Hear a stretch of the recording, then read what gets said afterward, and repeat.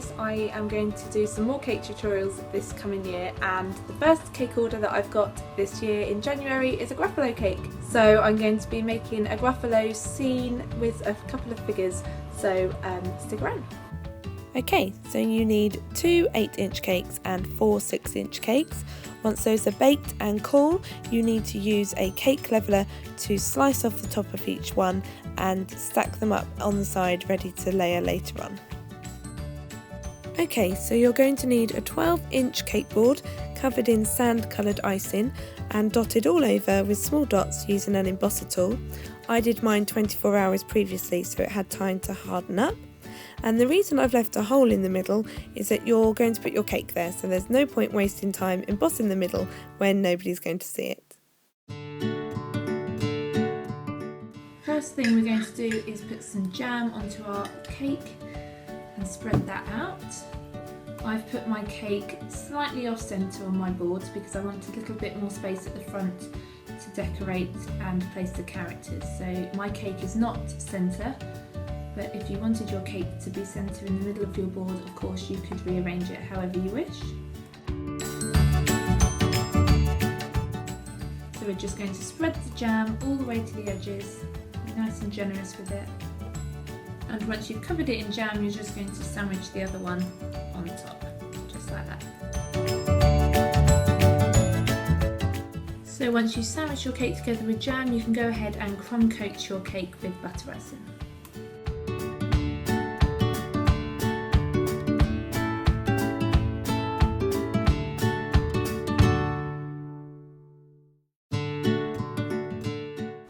I never go right down to the bottom of the edges when I'm crumb coating because otherwise it spills out when you put your fondant on top. Once you've crumb coated your bottom tier, you need to roll out some green fondant icing, and that's going to be the grass part of our cake. I would strongly recommend spreading a small amount of Trex vegetable fat onto a plastic table mat and rolling out your icing. Many people often say that when they make a cake, their icing is very dry and cracked, and that's because many people sift icing sugar onto their surface and then roll out their icing, which actually takes the moisture out of the fondant. So once you've placed the icing on your tier, just use your hands to go around and smooth out the edges, and then using an icing smoother will go all around the sides and across the top, and then when you're ready you can use a scalpel to cut off the excess. So once you've done that, just go around the edges and just smooth off the icing that may have pulled up when you pulled the excess icing off, but don't worry about the fact that there's a little gap here because we're going to cover that with butter icing later on.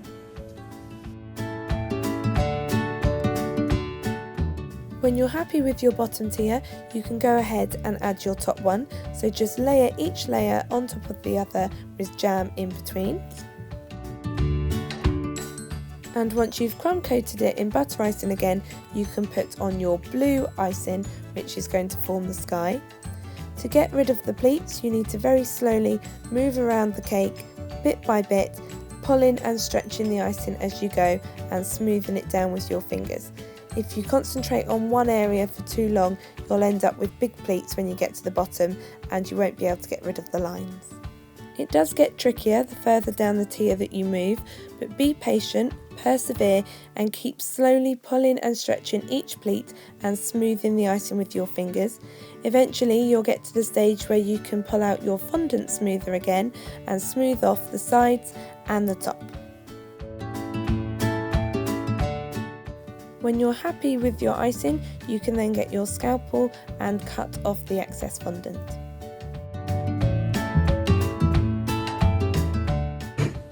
You're in shot, say hi. Right? Because you're in shot, say hi. I'm in shot. Yeah. I thought you said I'm in shock.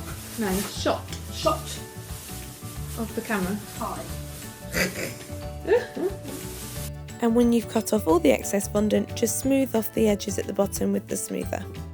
Right, so now that you've got your 2 cakes, one blue and one green, you're then going to need to get your blue icing back from the cut-offs of the sky layer We're going to add a little bit more food colour into it, but this time we're not going to mix it in completely because we're going to make the stream for the owl to sit by. If you've read the story of the Gruffalo, he sits by the stream, which rhymes with owl ice cream. So we are going to make a stream using the blue icing, but we're going to just not mix it all the way through so that we can get a water effect. Hello. Have you come to sit and chill? Oh, you can come and sit and chill. You can be my cameraman. You point, I'll film. Okay, so just add a little bit of blue food colour into your already blue icing and then start to mix it, but not all the way through. When you're ready, you can place that on your cake. I like to place it first, figure out the position, and then stick it down with a little bit of water. And then once you're happy, cut it into a more stream-like shape. Once I was happy, I just neatened up the edges with the scalpel, and then to get rid of that blunt cut, I just smoothed off each edge using my finger and blending it in. Okay, so once we've done the stream, we're going to paint some trees onto the sky part of the cake, and we're just going to do this in small brush strokes using water and brown food colouring all the way around, and once that's done and dry, then you can go ahead and put the leaves on.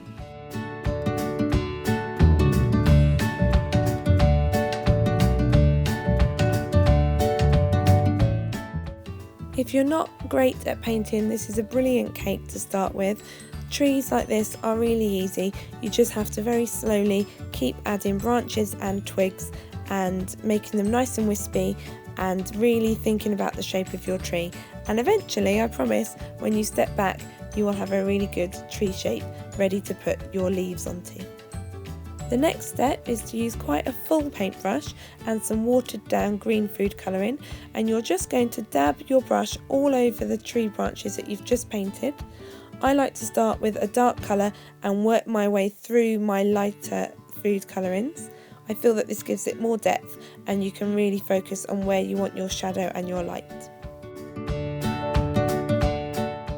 When you're happy with your woodland trees, just pop around the bottom of that tier and just add in some more shrubs and bushes and just really fill out that woodland effect.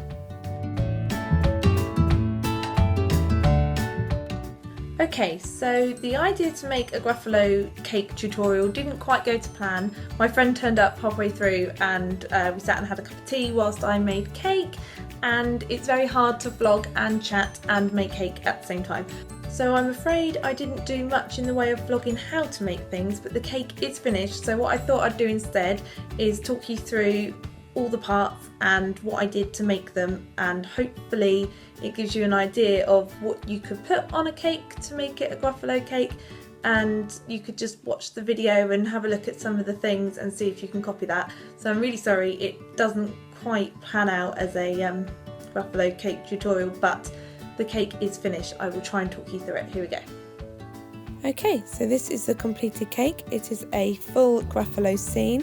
I'll take you all the way round. As you can see, I've added some grass and some flowers and also some fluffy clouds on the top, which I will talk you through in just a moment. Using the same method that you used to marble the water, I marbled some grey and brown fondant to make some boulders to pop along the stream. And I've also made some tiny toadstools, which is just a dome of red icing on top of a small cylinder of white icing with some piped white dots on the top. Again, I used the marbling method with brown fondant this time to make some logs and piled those in a triangle shape just behind my snake figurine there. If you're wondering how I've made the grass effect that goes all the way up the stream and along both layers, I've just used a nozzle which has about 9 or 10 holes punched in the top and squeezed some green buttercream through it, which makes these nice wiggly shapes like overgrown grass.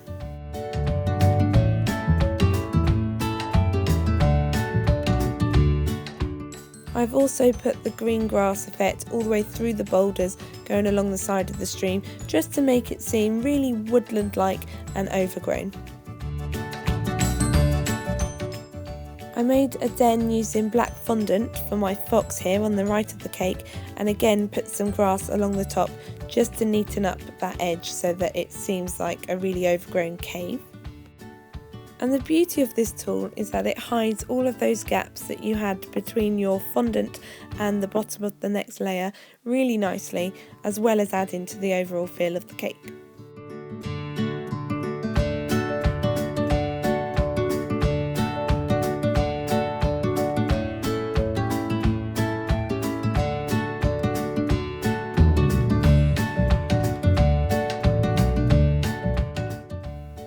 Okay, so here on the right hand side of my cake is my little fox character. Like I said, he's popping out of the den.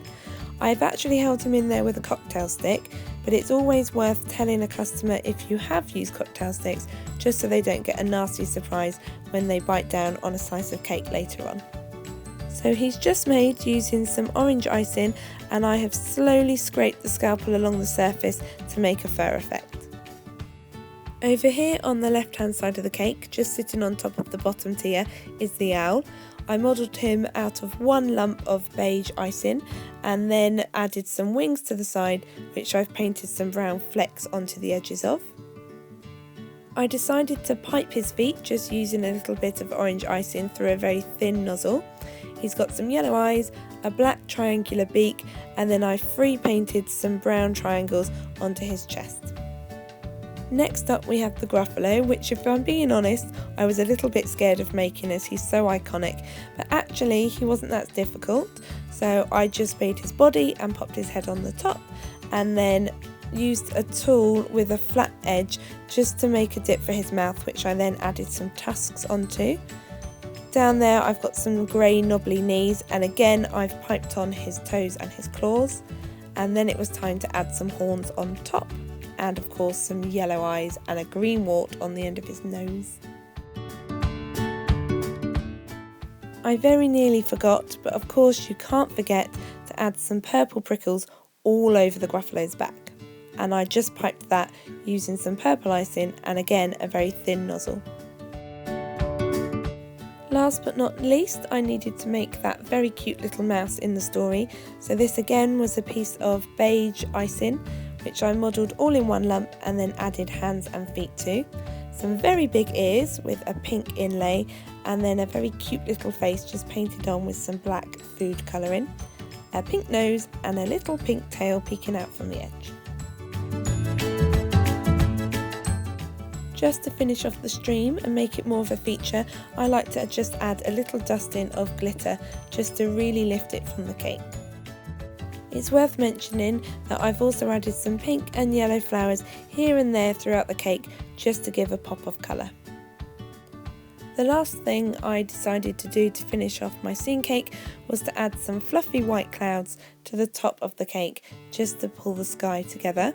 To do this, I just rolled up different sized white balls of fondant and then placed them in sporadic piles on the top.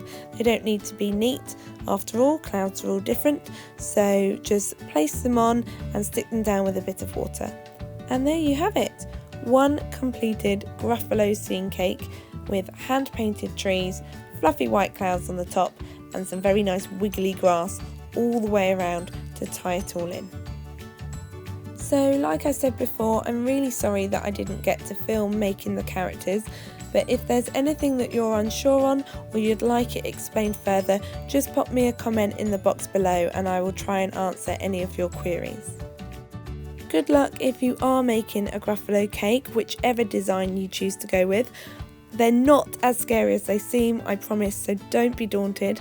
I would absolutely love to see your end results, so if you want to share those with me, I will pop a link in the box below to my Instagram Lily Cakes page, and you can upload your picture there and tag Lily Cakes in it, and I will be able to see all of your amazing creations.